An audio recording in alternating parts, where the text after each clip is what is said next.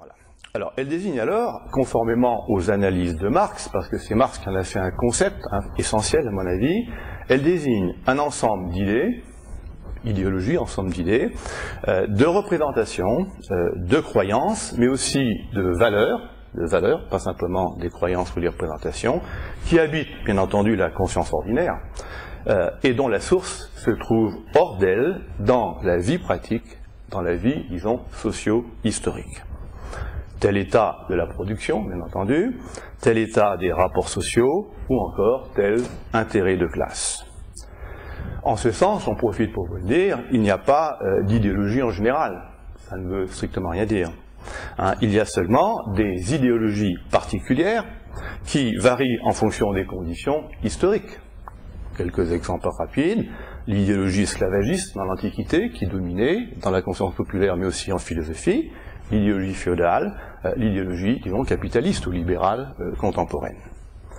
Le concept, alors, vous voyez, met l'accent sur une dimension, à mon avis, essentielle de la conscience humaine et qui marque, disons, sa finitude, et j'ai envie de dire sa finitude irréductible. Celle-ci est déterminée, je dis bien, dans ce qu'elle pense à l'extérieur d'elle-même.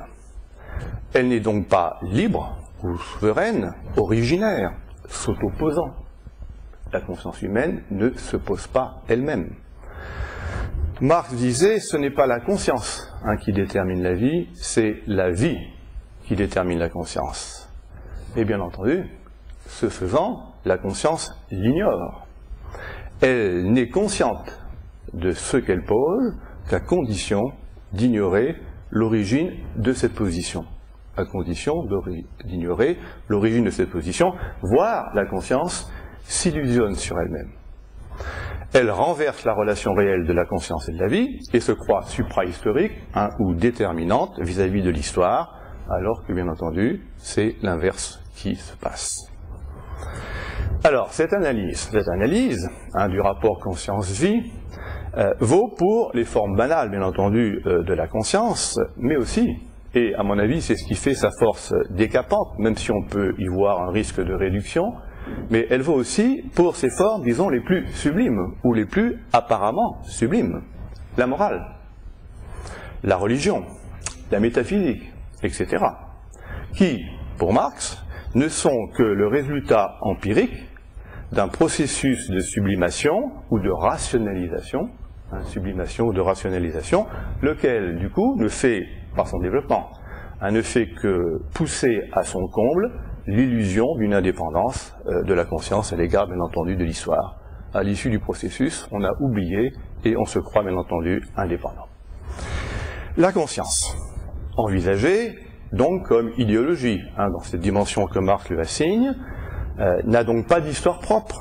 Bon, son histoire, parce qu'elle a une histoire, bien entendu, mais son histoire n'est que le reflet mystifié d'une histoire réelle qui se passe en quelque sorte dans son dos. Je dis bien dans son dos. Or, si cela est vrai, s'il y a là, comme je le pense quant à moi, une détermination essentielle d'essence pour la production des idées, comment imaginer un seul instant que nous puissions y échapper? Et moi-même, quand je vous parle. Vous-même, quand vous m'écoutez. Cependant, l'idéologie n'est pas simplement effet, ce que j'ai dit jusqu'à présent. Elle n'est pas simplement effet, elle est aussi cause. Elle n'est pas seulement passive, elle est aussi active. Les idées viennent de l'histoire et de la société, on est d'accord, mais elles y jouent aussi un rôle. Et je dirais, selon trois modalités liées. Elles justifient d'abord un ordre social donné. Mais j'en profite pour vous le dire, elles peuvent aussi se prononcer sur un ordre social à venir, par anticipation.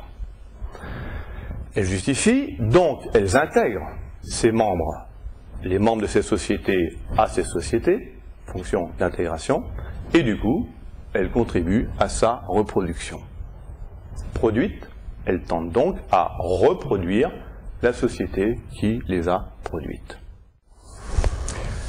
Mais si l'idéologie joue un pareil rôle, eh bien, on voit que celui-ci, je dirais, conçu alors cette fois-ci, vous voyez, abstraitement, et indépendamment du contenu particulier et changeant auquel il est associé, eh bien, ce rôle est rigoureusement universel et inévitable, et on ne voit pas comment une société, quelle qu'elle soit, pourrait se passer, je reprends ma définition, d'idées, de représentations, de croyances, de valeurs, assumant les fonctions, bien entendu, que j'ai indiquées, à savoir légitimation, toute société doit se légitimer à ses propres yeux, intégration, il n'y a pas de société sans lien, interhumain et reproduction, parce qu'une société doit bien entendu se conserver et subsister. Alors c'est pourquoi, je vous le dis tout de suite, parce que parfois on a tendance à associer idéologie simplement à ce qui est conservateur, c'est pourquoi il y a aussi, alors la cas de figure est un peu subtil, vous voyez, mais il y a aussi des idéologies révolutionnaires qui anticipent un nouvel état social et jouent par rapport à lui le rôle que jouent les idéologies conservatrices vis-à-vis du présent, voyez, mais en anticipant. Ce fut le cas, bien entendu, de l'idéologie des Lumières par rapport à la société issue de la Révolution de 1789. Elle n'était pas là, mais ils l'ont justifié en quelque sorte fait par avance. Hein. Bon, et c'est encore le cas, pour ceux qui croient en tout cas, de l'idéologie, disons, socialiste ou communiste, hein, qui justifie par avance un nouvel ordre social. Alors, ces idéologies, vous voyez, qui anticipent un ordre social à venir, peuvent ensuite, si elles se réalisent, fonctionner au présent, cette fois-ci, dans le cadre de la nouvelle société qu'elles ont anticipée, comme toute idéologie, sauf que, et là j'y insiste aussi, leur contenu est différent, leur universalité revendiquée, à mon avis, est plus réelle. Il y a plus d'universalité sur les réels dans la déclaration de 89 que dans des vues bien entendu antérieures, hein, ou dans le christianisme. Et par ailleurs, la part de lucidité qu'on peut y trouver vis-à-vis des intérêts qui sont en jeu y est plus grande.